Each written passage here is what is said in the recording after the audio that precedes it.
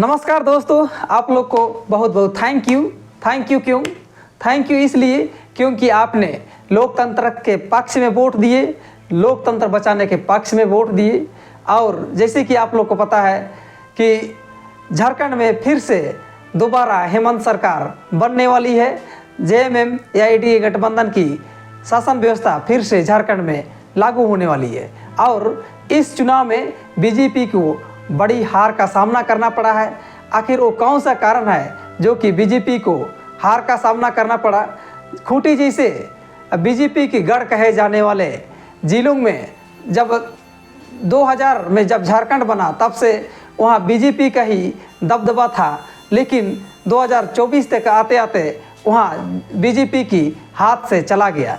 आखिर वो कौन सा कारण है जो कि बीजेपी अपना किला मानती थी, उस किले को ध्वस्त कर दिया गया है इंडिया गठबंधन या जेएमएम सरकार द्वारा।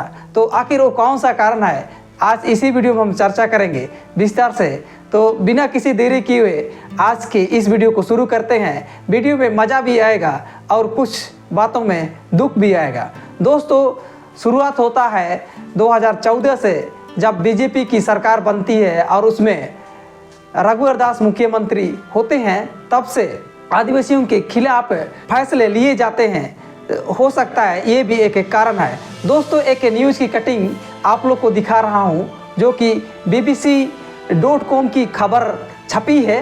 तो उसमें लिखा हुआ है कि झारखंड में बीजेपी की हार का मुख्य कारण आदिवासियों का साथ ना देना बताया गया है, जैसे कि आप लोग इस न्यूज़ की कटिंग में देख सकते हैं। तो क्या दोस्तों आदिवासियों ने बीजेपी को साथ नहीं दिए क्या, या आदिवासी समझ चुके हैं कि बीजेपी किस प्रकार आदिवासियों के साथ खेल रही है? तो क्या आदिवासी अब समझ चुके हैं? दोस्तों, आज के इसी वीडियो में हम चर्चा करेंगे कि जब आदिवासियों के साथ खेला होता है तो आदिवासी भी सरकार के साथ खेलना जानती है। अब आदिवासी पहले जैसे थी, अब आदिवासी बहुत सुधर चुकी है, पढ़ लिख चुकी है और जागरूक हो चुकी है। अब आदिवासियों के साथ खेलना संभव नहीं है। अब इस चुनाव के नतीजे से साफ होता है। दोस्तों, अब जानते हैं कि आदिवासियों ने साथ नहीं दिए तो क्या बीजेपी से नाराज है या फिर किसी मंत्री से नाराज है? जी नहीं, आदिवासी सिर्फ आदिवासियों के हक अधिकार को छीनने का कोशिश किया गया था, उससे नाराज है। आदिवासियों के पक्ष में फैसले ना लेकर के उसके हक अधिकारों के विपरीत फैसले लिए गए थे, जिसके चलते आदिवासी बीजेपी से नाराज है। और मुझे जहां तक लगता है अब आदिवासी लोग राजनीतिक खेल को समझ चुके हैं और अब उसे बेवकूफ़ नहीं बनाया जा सकता है। इस बार के चुनाव में आप लोग देख सकते हैं कि जितने भी आदिवासी सीट थे सब में बीजेपी की हार हो चुकी है। तो दोस्तों, इसी से पता चलता है कि अब आदिवासियों के साथ खेलना संभव नहीं है। दोस्तों, अब हम जानते हैं कि इसमें बीजेपी की दो बड़ी गलतियां थी।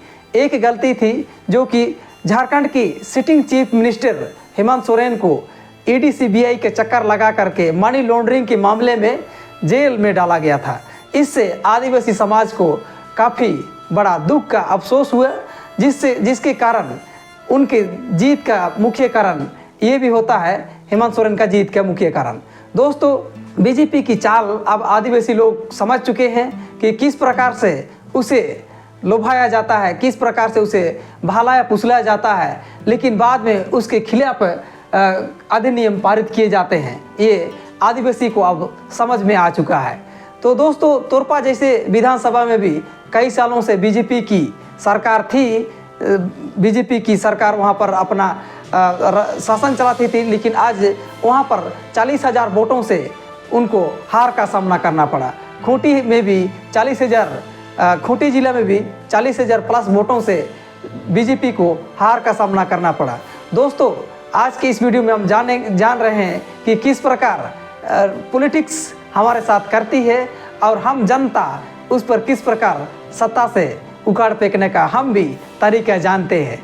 दोस्तों, इसी प्रकार से हम लोग अगर एकजुट रहेंगे, इसी प्रकार से हम अन्याय के खिलाफ लड़ते रहेंगे तो हमारा कोई भी सरकार कुछ नहीं कर सकता है। दोस्तों, इस वीडियो का बनाने का मुख्य मकसद यही था कि आप लोग को धन्यवाद देना चाहता हूं कि आपने लोकतंत्र के पक्ष में वोट दिए और आपने लोकतंत्र बचाने में महान योगदान दिए। और इसमें जैसे ईडी सीबीआई के चक्कर लगा करके हमारे आदिवासी चीफ मिनिस्टर, सिटिंग मिनिस्टर को अरेस्ट करवा करके जेल में डाला गया, ये एक आदिवासी के लिए सबसे बड़ा काला दिन था। यही कारण रहा कि इसमें बीजेपी की चाल को हम लोग समझ चुके थे और हमने उसका इस वोट में, इस चुनाव में हमने उसका रिजल्ट भी दिया। हो सकता है अगले आने वाले समय में हम आदिवासी इसी प्रकार से एकजुट होते रहेंगे और हम सरकार के अन्याय, जो सरकार के अनियमित कार्यों, जैसे हमारे खिलाफ आदिवासियों की जल जंगल के खिलाफ अगर जो फैसले लेते हैं उसको हम यही सबक सिखाएंगे। तो दोस्तों, आज की इस वीडियो में बस इतना ही। फिर मिलते हैं अगले वीडियो में। तब तक के लिए मैं समीर मुंडा आप लोग से विदा लेता हूँ। नमस्कार।